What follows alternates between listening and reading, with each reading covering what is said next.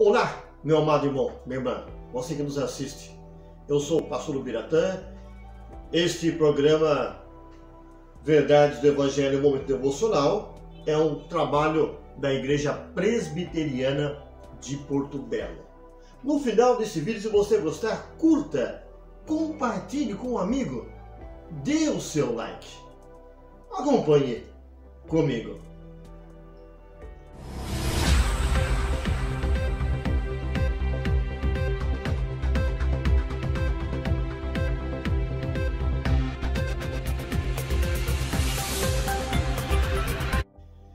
Hoje eu quero compartilhar com você o texto que se encontra no Evangelho de Lucas. Lucas, capítulo 24, versículos 50 a 53. É um texto que fala sobre a ascensão de Jesus.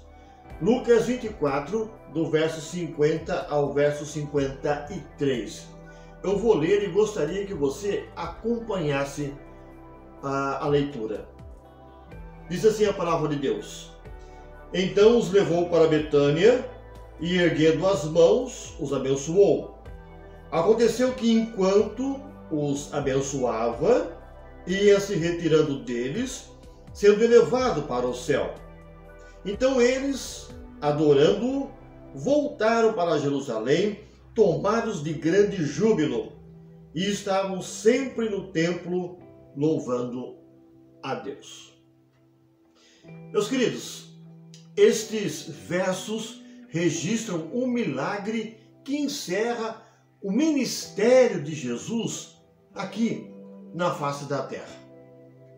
Jesus entrara no mundo através de um milagre e agora ele volta para o céu de uma forma também milagrosa.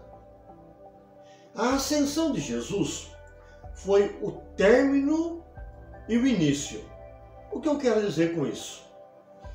Foi o término do trabalho dele aqui na face da terra. Início de um ministério celestial. E esse ministério celestial,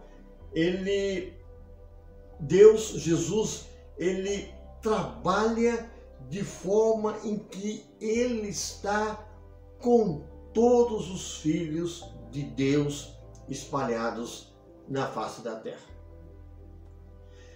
Três aspectos eu quero levantar aqui desse texto. O primeiro deles, a bênção. Diz o texto: e levou-os para fora até Betânia, e levantando as mãos, os abençoou. A vida do Salvador fora uma continuidade de bênçãos. E o seu último ato foi de estender as mãos e abençoar todos aqueles que estavam ali próximo com ele. No momento em que Jesus volta para o céu, ele abençoou os discípulos. E aí nós entendemos que a bênção dada aos discípulos, essa bênção foi também transmitida à igreja, transmitida aos seus seguidores. No momento de voltar para o céu, abençoou os apóstolos. E nós entendemos que a bênção dele está sobre a igreja, porque a igreja começa no ministério dos apóstolos. Você vai notar isso no texto de Atos capítulo 2, quando eles estavam reunidos e o Espírito Santo, em forma de línguas de fogo, desceu sobre todos aqueles que estavam ali reunidos. Quando nós olhamos para o texto, a ideia qual que é? Jesus, mãos estendidas, abençoando o povo, para que o povo então pudesse dar continuidade ao ministério que ele iniciara entre os homens. Da mesma forma como Elias deixou a capa dele para Eliseu, Cristo, na sua ascensão, deixou uma bênção aos apóstolos e à igreja. Outra questão que nós podemos perceber aí no texto, a ascensão. Diz o texto: e aconteceu que, abençoando-os, ele se apartou deles e foi elevado para os céus. Jesus foi se afastando dos discípulos a fim de que pudessem vê-lo sem empecilho. Depois foi elevado até os céus. Foi tirado da terra. Quando olhamos para o texto, podemos perceber o seguinte, que tudo foi por uma ação de Deus. E aquele momento de ascensão ficou registrado nas vidas daquelas pessoas, dos seguidores, dos apóstolos, que realmente ele era Jesus, o Filho de Deus, que tinha cumprido a sua missão na face da terra e agora estava retornando para junto do Pai. Mãos estendidas, abençoando o povo. Outra questão que nós podemos levantar aí no texto, a adoração. Essa foi uma despedida que não deixou tristeza. Diz assim o texto, olha, então eles, adorando-o, voltaram para Jerusalém tomados de grande júbilo e estavam sempre no templo louvando a Deus. Os discípulos não ficaram lastimando a volta de Jesus para o céu. O que você pode perceber no texto é que realmente eles ficaram alegres e sabendo que estavam ganhando e não perdendo um amigo. Nesse momento, eles começam então a ver o poder de Jesus, a glória de Jesus, e não ficaram choramingando, chorando, lastimando. Nós encontramos esses homens depois reunidos, esses homens pregando, esses homens falando da pessoa de Jesus, porque foi um momento marcante na história dos apóstolos.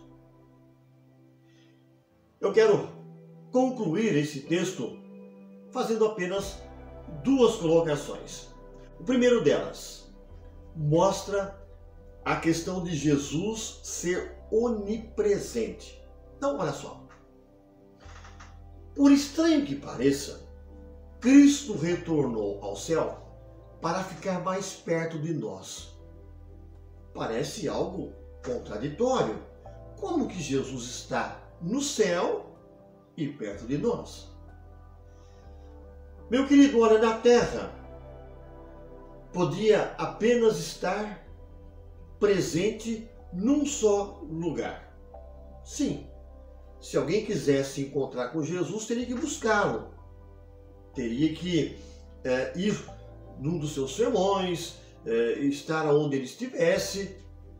Mas o interessante é que quando ele vai assunto aos céus, ao trono de Deus, o Espírito Santo foi derramado em todos os lugares. Por isso que, mesmo indo para o céu, ele está em todos os lugares na pessoa do Espírito Santo. Foi o que ele disse no livro de João, que ele iria assunto aos céus, mas o Espírito Santo seria derramado nas vidas. Diz a palavra de Deus, eis que estou convosco todos os dias. Meu querido, quando você for assaltado pelas tristezas, pelos problemas, entenda uma coisa, Jesus está perto de você, ele sabe o que você sente e ele sabe o que você precisa. Não há necessidade de você marcar um horário para estar com Jesus, porque ele já se faz presente na pessoa do Espírito Santo. Olha que privilégio fantástico os filhos de Deus têm pelo fato da presença do Espírito Santo em suas vidas. Jesus cumpriu a promessa dele. Eis que estarei convosco todos os dias. Uma outra colocação que eu quero fazer aqui. Ninguém está isento de orar. Depois da maravilhosa experiência de contemplar o Cristo ressurreto e de receberem a bênção na ascensão, os discípulos poderiam ter pensado o seguinte: olha, depois de uma experiência tão gloriosa, não será necessário orar muito. Já estivemos com ele, aprendemos dele. Meu querido, muito pelo contrário. Você pode perceber no texto que nós lemos, no verso 53, estavam sempre no templo louvando a Deus. Sempre no templo bendizendo a pessoa de Deus. Nenhuma experiência, por mais gloriosa que seja, nos colocará em situação de não precisarmos mais dos meios normais da graça. O que eu quero dizer com isso? Nós devemos continuar orando, buscando a Deus. Devemos continuar lendo as Escrituras. Diz o texto, estavam sempre onde? No templo. Para nós podemos dizer o seguinte: olha, eles estavam na igreja, eles estavam na igreja.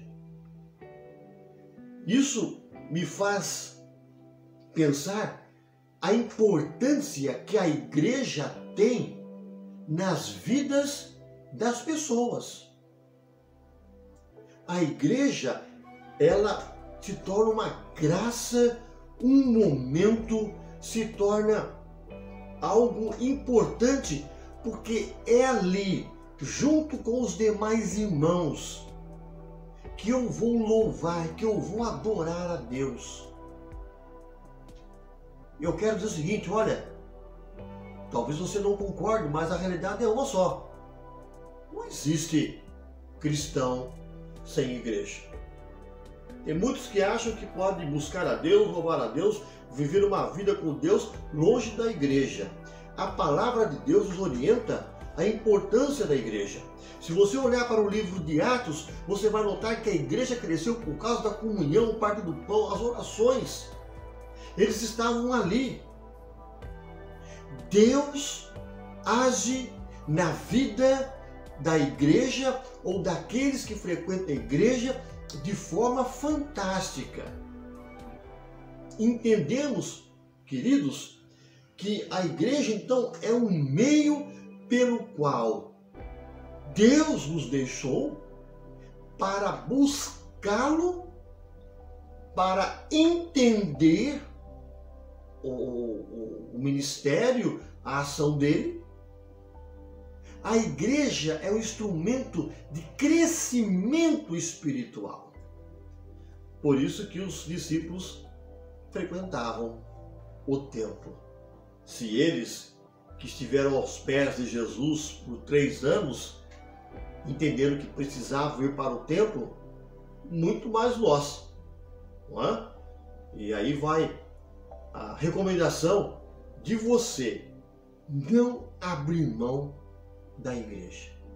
Quer ser abençoado? Vá à igreja. Busca uma igreja que realmente pregue a palavra de Deus genuinamente. É dessa forma que nós entendemos o texto.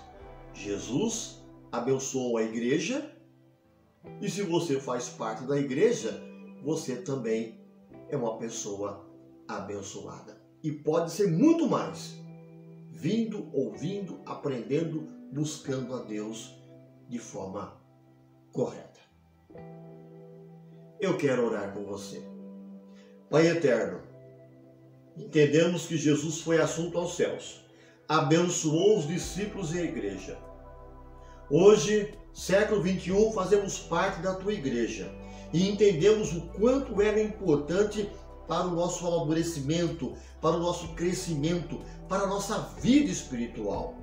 não só nossa, mas da nossa família, dos nossos filhos. Que possamos, ó Deus, dar valor à Igreja de Jesus.